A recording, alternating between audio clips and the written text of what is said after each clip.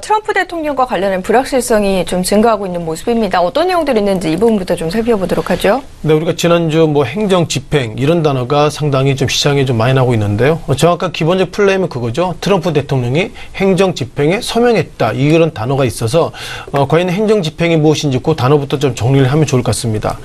행정 집행이라는 것은 미국 대통령에게 주어진 강한 그 법률적 권한인데요. 미국 같은 경우에는 주가 있고 연방이 있는데 이번에 그 트럼프 대통령이 그 행정 집행을 하게 된다면 이것은 주법보다 우선하기 때문에 그 즉시 서명되는 상당히 좀 이렇게 큰 힘이다 이렇게 보겠습니다.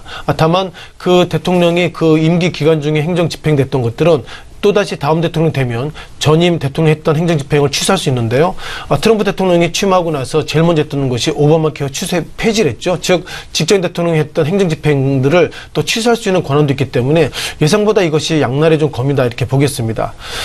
다만 앞서 정리됐던 것처럼 행정 집행 서명이 그만큼 힘이 있기 때문에 주법보다 또 우선되고 있다는 것은 가장 그 강력한 법이라는 걸 다시 한번 리뷰를 좀 드려봐야 되겠고요. 다만 여러 가지 팩트가 있습니다.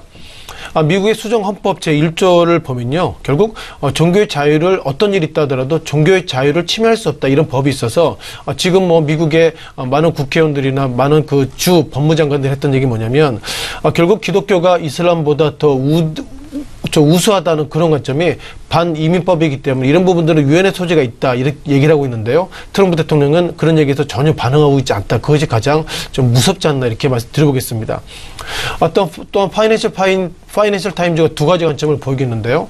자, 트럼프 대통령 같은 경우에는 경기 부양을 위해서 상당히 노력하고 있고 그리고 한국 시간으로 내일이죠. 1월달 FOMC 때 이제 금리를 올리던 동결하던 기본적으로 방향을 정할 것인데 제니 옐런 의장은 이렇게 어떻게 보면 경기 부양, 일자리 부양 이렇게 노력하는 것보다는 이제는 통화를 지금보다 좀 더 긴축해야 된다 이런 얘기가 있어서 이제 경제 대통령과 트럼프 대통령 간에 보이지 않는 좀 갈등이 현재 좀 관측되고 있다 보겠습니다. 자, 마지막으로 정리하겠는데요. FOMC 회의 때 1월달 기준금리를 어떻게 할지 모르겠습니다. 다만 올해 약 많게는 3번 정도 올린다는데 중요한 것은 상황과 여건이 된다면 즉 물가와 인플레이션이 안정화된다면 올린다는 것이기 때문에 이번 달에 올릴 수 있는 가능성보다도 월가에서는 이번에는 금리 인상에 대해서 동결할 가능성이 많다는 얘기를 하고 있습니다. 기본적인 팩트가 무엇보다도 트럼프 대통령의 정책적인 색깔들이 정확하지 않기 때문에 정책적인 색깔이 확실하게 될 때까지는 어떻게 보면 재정정책 이런 부분들은 좀 약간 좀 보수적으로 그리고 관망세를 좀 보이겠다는 관점이 많이 있어서요. 이번 FOMC 회의 때는 아마 기준금리 동결 쪽으로 많이 좀 무게가 싣고 있는 것 같습니다.